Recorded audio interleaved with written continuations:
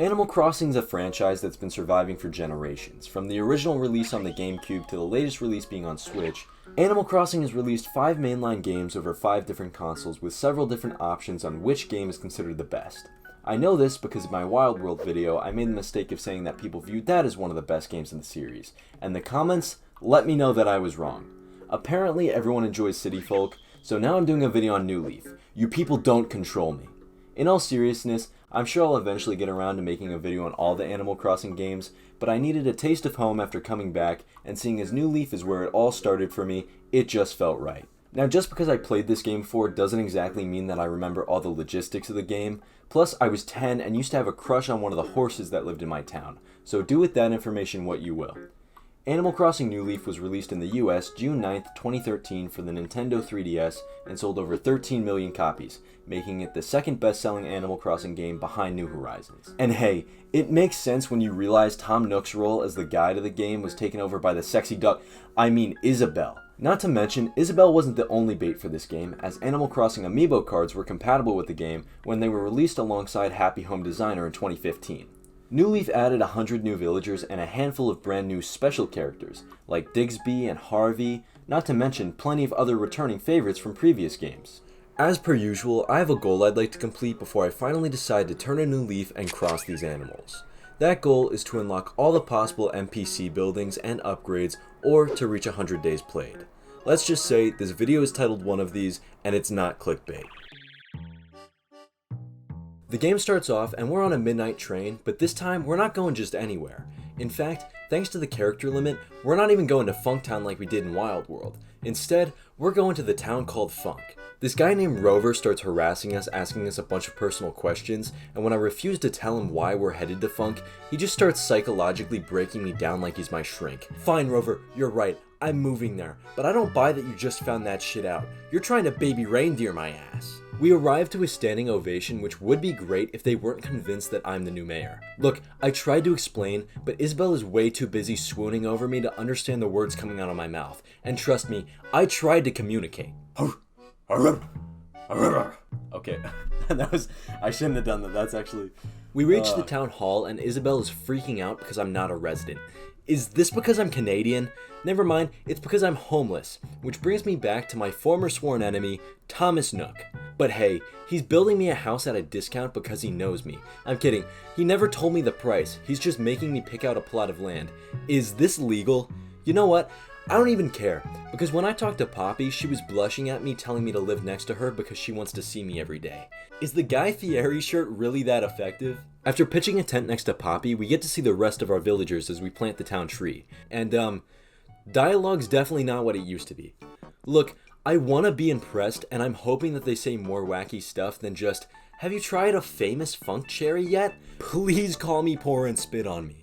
Although the realization that they're all just going to be super nice did spark up an idea. If none of them are going to be a dick, it's gotta be me. It's gotta be one of us. That's right, I'm putting the dick in dictator, baby. Don't call me mayor, call me daddy, because I'm here to degrade you. Mo, that shirt looks awful, and I guess he took it to heart because he then just gave me his shirt. Bullying works, kids. You learned it from Animal Crossing. Don't kill me with kindness, just kill me. But I wasn't done there. If Mo wants his shirt back, he can buy it from the retail store. It's only 20,000 bells. In the meantime, I should start getting dressed up, and I don't know why this keeps happening, but I'm a schoolgirl now. Talking to Tom again, and wow, he really did give me a discount. It's only 10,000 bells for my house, and after a few runs back and forth, I managed to get the money I needed to pay off the down payment, and we start day 2 feeling good. Although we do get a strange letter in the mail from the actual mayor of Funk, however, they don't seem to care about the position at all, so I guess this is just our life now. We bump into Joan, aka Turnip Wench, and although I am a sucker for gambling, I don't currently have the money to invest in my addiction. Yet. But Joan, I will definitely see you down the line. I teach Mo a new greeting and try to trick him into buying the shirt that he gave me earlier, but he's not falling for it. But you know what I fell for? Oh my god, that was just the down payment. Okay. Nook always tricks me because I think I'm getting a good price, and then he's like, psych, pay me the other $40,000. Well, time to get back to fishing and making awkward comments I regret. Pale chub, that's what I got. I shan't, okay. Oh, you're new? Oh, no you're not. You look different. You look colored. Oh, no, I didn't mean that. I meant yellow. No, that doesn't make it better. Poppy also out of nowhere started telling me to kiss her. It was super weird and definitely not a catchphrase that I taught her. Come day 3 while scanning the beach, I find Gulliver washed up on the shore and he needs our help remembering where he was headed. Somehow, out of all the possible answers, which is 4, there was only 4 options, we decipher that Gulliver was headed to Vietnam. After selling many more things, we managed to pay off our first home loan, and after talking to Tom and hearing the next upgrade cost 98,000 bells, I decided to look up how much it takes to fully upgrade our home. And well, after crunching the numbers, meaning Googling it, it's 7.6 million bells. What the actual fuck? When talking to Poppy, she mentions the stock market, which gave me my plan for the next 97 days. Opening or upgrading buildings in this game costs a ridiculous amount of bells, and there's no way I'm going to be pouring days worth of time into getting those bells I need. Which is why the plan is buy turnips, sell turnips, make profit, and repeat. Pretty much, the main idea of the stock market is to buy turnips for a low price, hopefully sell them for a high price, and take what's in between. You can only buy turnips Sunday morning before 12, and then you'll have the rest of the week in order to sell them. The value of turnips will fluctuate throughout the week, just make sure you don't hold on to them for too long, because if you reach next Sunday, they will rot and be useless. Basically, it's gambling. Okay, well, it's not actually gambling, but that's what I like to refer to it as. It just gives me motivation to keep doing it. Anyway, more importantly, Poppy told me she was over at Elvis's house, and I will keep a mental note of that. In the meantime, I wound up repricing my items at the retail store so villagers will actually purchase my items. Apparently, you can multiply the number Reese gives you by 4 and then subtract 1, and that's the best price you can get for items. So that is what I did, and it does seem to work. Kitty asked me to discreetly make a delivery to Elvis, but I'm still a bit upset about the whole Poppy thing, so here's me wearing your shirt. Also, your house looks like crap. This time, I successfully forced Mo into buying his own shirt from me. I didn't get a lot of money for it, but it was more the matter of principle. On top of that, Mo was so thankful he gave me a skeleton, which I then immediately passed on to acnl. Day 4 begins with Tortimer inviting us to a special island, and with what he's been accused of in the past, I'm not so sure I want to be on that list of visitors. Today, however, is a day dedicated to improving funk. I made a new town tune, a new flag, and placed a pitfall seed in front of Elvis's door. I was then immediately told if I wanted to do any public work projects, I need my approval rating to be 100% and not 50. Strangely enough, I wound up getting a fortune cookie telling me to value my friends because one day I may need them. Fine, I'll be nice to Mo and Elvis, at least for the time being. But Elvis doesn't make it easy pulling stuff like this. You fuck. Oh my, I'm totally taking your shit next time, Elvis. Day 6, because we don't talk about day 5, and while saving up to participate in the stock market, I started what will later become a perfect cherry farm. In the hopes of boosting morale, I tried to make Elvis walk over a pitfall seed, and after being unsuccessful, I feel worse than I did before. At this point, I remembered I was supposed to talk to Tortimer by the dock, and by tomorrow I can finally go to Tortimer's vacation island. And I could use a vacation after getting stung by bees. Tammy was a sweetheart though, and not only threatened to fight whoever messed up my face, but also gave me medicine. Today was not my day, but at least Tammy was able to teach me how to win a fight. Apparently, you just run. 1 week in, and after meeting Eugene, I checked our approval rating, and it's up to 100%, meaning we can start public work projects. The public work projects are essential to unlocking every NPC building New Leaf has to offer, including Club LOL, the museum upgrade, the Roost, the police station, the Dream Suite, campsite, and the fortune teller shop. This is separate from Shampoodles, Kicks, Leaf, or any TNT upgrades, which will happen naturally after completing certain requirements. For any public work project, not only do you need to first unlock the build itself, which differs based on the project, but also raise the money in order to start construction. Generally, this ranges between 100,000 to 350,000 bells. I won't go into all the logistics right now for what it takes to unlock each project, but I will start rushing the museum upgrade shortly, which needs 20 things donated with at least 1 from each category, including fish, bugs, fossils, and the hard one being artwork. This means I will actually start donating to the museum. Sorry, Blathers. Time to head to Epstein Island. I remember loving it here as a kid, and I see why. You get all sorts of rare fish and bugs, can bring back mangoes, bananas, and even get the chance to use a wetsuit to get even more unique ocean life. Realistically, I spent a lot more time here than I needed, but it was all viewed as worth it as it's a great source of income back home. While taking a break to talk to villagers, Mo managed to pawn off an anatomical model on me, which just so happens to once again end up with Anacati. She can put it next to her skeleton she got from me earlier. Also, I finally managed to prevent another bee attack before ending the day making a donation to the museum. Welcome to day 8, where I'm officially a schoolgirl with a fake mustache now. Don't question the randomness, just embrace it. Also, this is the point where days start to speed up a little bit, so we'll start skipping the more important events rather than just laying out each day as a whole. Today marked our first public work project, the campsite. It's not built yet, but I picked a location, and once I have a surplus of money, it will get done, but for right now, it's just sitting there. Also, Leaf's Garden Center is currently under construction, meaning I pulled over 30 weeds and started to buy out the Able Sisters stock because after spending 8,000 bells, kicks can start being built. Day 9's sole purpose was to buy turnips, and don't get me wrong, 107 bells is a terrible asking price. But what could possibly go wrong? Leaf's store also opened, but we will never be here, so moving on. I sold Mo an overpriced piece of amethyst on day 11 and encountered Katrina for the first time. This is very important because in order to open up the fortune teller shop in town, we need her to read our fortune 20 times. That is a lot, seeing as you only get one fortune read per visit, and it is very, and I mean very, luck-based to complete. On the bright side, I had a very fun game of hide and seek with a few villagers. They gave me a 10-minute time limit, and it took me 56 seconds. They weren't very good at the game. Peshmina moved into town, and this is the first time I'm hearing people are moving here specifically because I'm the dictator, I mean mayor. Day 13 was huge as I hit the realization my house looks terrifying from the inside. I'm just looking at my house and realizing that it looks like I kidnapped children. I later had Poppy give me a lemon, meaning I'm going to grow my very own lemon tree.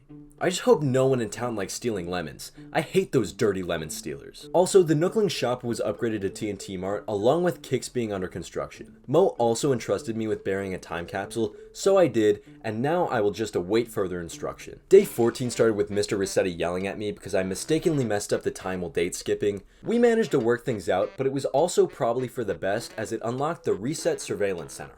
A new building, or a manhole I guess, I can make through the public work projects. I also walked outside that morning to Shrunk asking me to get him signatures so he could open up a club in the shopping district. Everyone I talked to was super excited to help out, and it was honestly a very enjoyable task, and I wouldn't have minded if the game gave me the option to have similar interactions with my villagers. Kicks officially opened up today, and I bought some socks, so that was nice. What wasn't nice was turnips, because today is Friday, and they're only worth 70 bells currently. We get completely saved, however, as on our last day to sell, the value goes up to 143 bells. That was a close call. I could have had a sour taste in my mouth if things went poorly, but instead, you take my turnips and I'll turn a profit. I will be doing this every single week now because it's only a problem if I lose, and I refuse to let that happen. I then found out Anacotti was leaving, which I was not prepared for at all, because according to her, she didn't have the heart to tell me. On the bright side, Red's finally in town, and all I have to do is buy a real piece of artwork in order to upgrade the museum. On the not bright side, nearly every piece of art is oriented in a way I can't tell, so I ended up just buying the statue and hoping for the best. With today being another Sunday, I ended up buying 200,000 bells worth of turnips overall, and when donating the piece I bought from Red yesterday, I was pleasantly surprised. It was real. Cyrus became available for me to talk to after reaming me out for looking at his wife, which is strange because I'm the mayor and I have been here for 19 days up until this point. Meanwhile, he's been asleep. Katrina arrived for the second time and cursed me, so ouch, before Blather started telling me about his idea for a museum remodel, aka opening an upstairs. I also finally decided to pay the rest of the funds to build the campsite, and by tomorrow we can celebrate its completion. With a new public work project being available, I immediately started with the museum renovation, which would be great if I had the money. But it's Saturday, and after holding on to my turnips all week, they only go for 47 bells.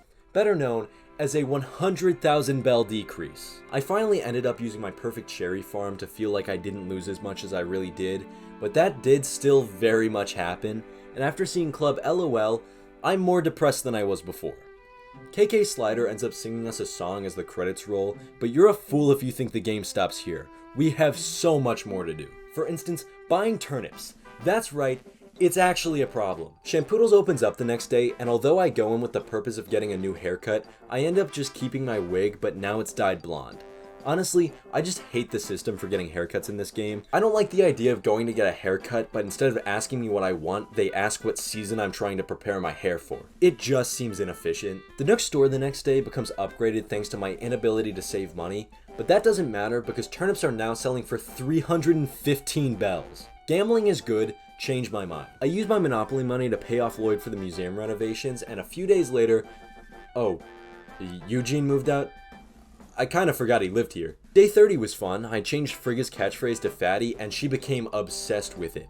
We celebrated Tammy's birthday, and when talking to Celeste about the museum, she told me we could rent out a room to decorate. So I did.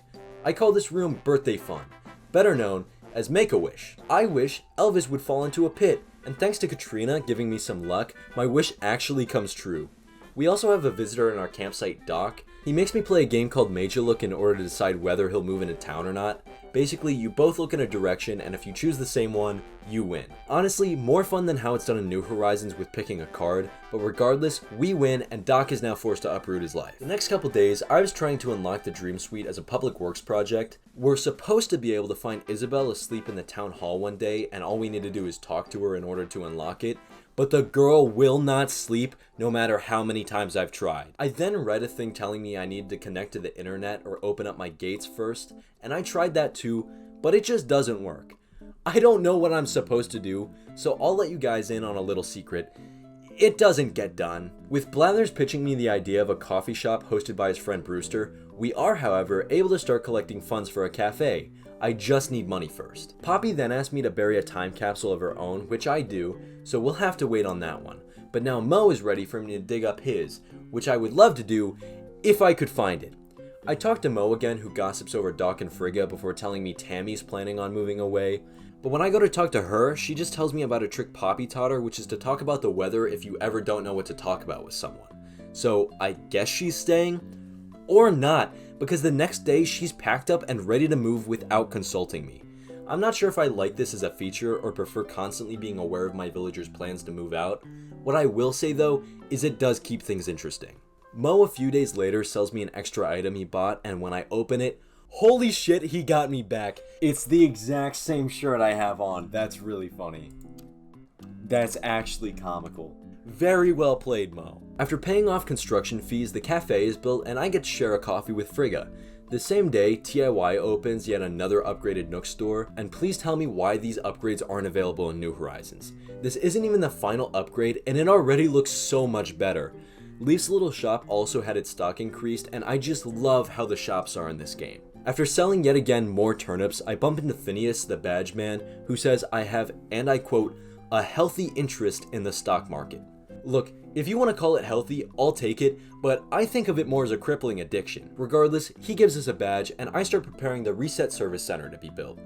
Katrina makes her 4th appearance on day 56, and at this rate, it would take another 224 days to encounter Cat 20 times. Who in their right mind, in what world should it take 270 real-world days in order to unlock a building in a video game? The answer is it shouldn't.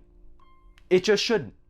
And look, I'll hold out hope for the future, but realistically, it's not looking good. Anyway, on day 59, Mo tells me not to freak out, but he wants to move. And Mo, I'm sorry for holding you back, but please don't go. And luckily, my begging works. I don't know what I would do without this little freak here. Katrina arrives 6 days later after her last appearance just to tease me, and then does it again 4 days later just to really hammer it home. Poppy asked me to dig up her time capsule, and I actually remember where I put this one, but before I can give it back to her, I stumble upon this conversation. Oh yeah, we were just saying you smell like coconut cream pie. Probably eat that all the time. What? No, we were talking about how kind you are. Kiss me. Oh, are you sure? I really like how Sean smells. It reminds me of tasty things. Mo? Maybe I should have let you move. It's like this, but you're really weird sometimes. Anyway, we open up the time capsule, and someone please tell me why Poppy wrote me into her note. It's adorable, and I'm in love with a squirrel now. Mo that same day gives me a clear model, which is the 3rd display of a human body he has single-handedly given me. I'm starting to get concerned. Come day 68, Sly tells me he's moving, and I'll allow this one.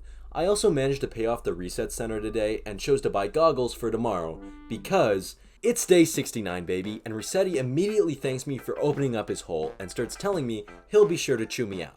Is that a threat or a promise? Either way, I'm turned on. Elvis has to ruin that moment, however, asking me to deliver a gift to Poppy all while blushing. Yeah, that shit's not gonna fly with me. So I intercepted the gift, and it was a coconut. What the fuck is that supposed to mean? Also, I ate it. The next several days, I was just buying out TIY in order to get the last upgrade. You need to spend over 100,000 bells, and once you reach 70,000, Gracie, a fashion giraffe, can show up in your town where you must pass her fashion check 4 times. She first showed up for me on day 76 wanting me to show her a cute outfit, and oh boy, do I have the fit for you. She barely passes us, but a win is a win, and oh boy, do I need one, because earlier that day, Poppy was talking about moving.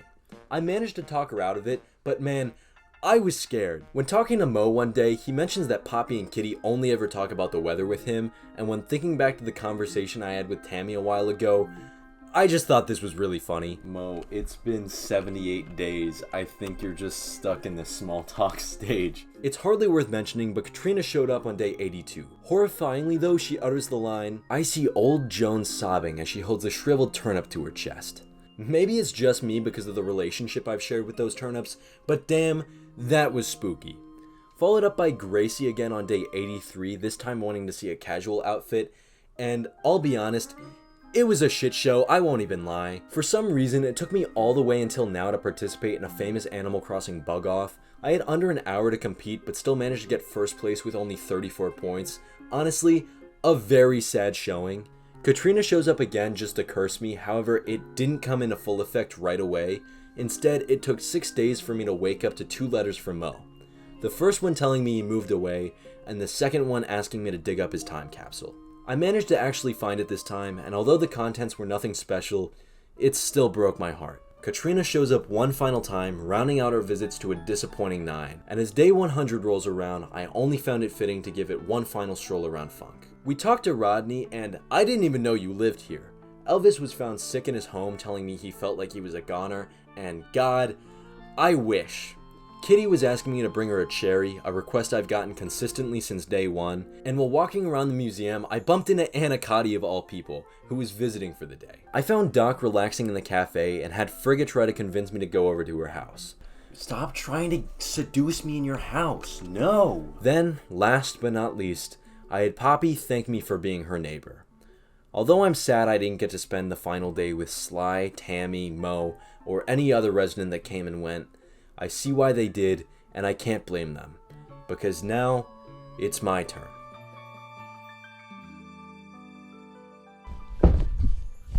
So that was Animal Crossing New Leaf. First and foremost, no, I did not unlock every NPC building like I had hoped. More specifically, the police station was never recommended by a villager, and that's the only way you can unlock that. The fortune teller shop, because that stupid cat does not show up enough. And you can mark that off as the same reason why the Nookling shop didn't get upgraded, because Gracie just didn't show up. And finally, the Dream Suite for the reasons that I mentioned earlier. Sorry to disappoint you all. Also, for anyone wondering what the inside of Rossetti's looks like, it's this. I just don't know how I'm supposed to get inside. Finally, my thoughts on the game. As for dialogue, I really liked all the optional tasks that they gave you just throughout normal conversation. Optional being the key word. Unlike New Horizons, you didn't have to wait for an exclamation point in order to get a task, and they could just be dropped throughout random conversation. And sorry, I will be comparing Animal Crossing New Horizons with New Leaf a lot for this. I prefer New Leaf when it comes to having the shops at your fingertips. I really enjoyed being able to unlock different ones or, have different upgrades. What I will say though is the forced time constraints between upgrades or unlocking shops is just atrocious. For instance, in order to upgrade the Nook store, you had to first wait a week, then 10 days, then 21, before finally waiting 30 to get the final upgrade. That's real life days, and it's terrible. When it came to villagers' personalities, I viewed it as a middle ground because they're not as rude as they were in older games, but they're also not just so one note like in New Horizons.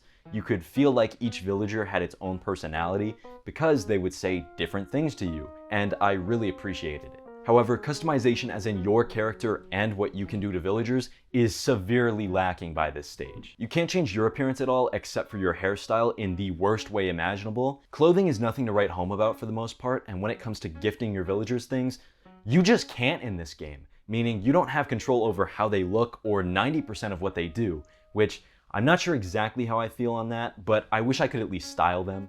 At the end of the day, I really enjoyed Animal Crossing New Leaf. The game was a lot more pleasant than I had imagined and had a lot more life than I remembered. Apologies for making you all wait so long for a new video. I'm back at home working full time and honestly, just trying to balance life right now. I really do enjoy making videos and I want to put my best foot forward for the future. Although I can't promise quantity, I do promise quality, and just hope I can find my footing going forward on this journey with all of you. You're all amazing, and thank you for taking the time out of your day to waste it on me.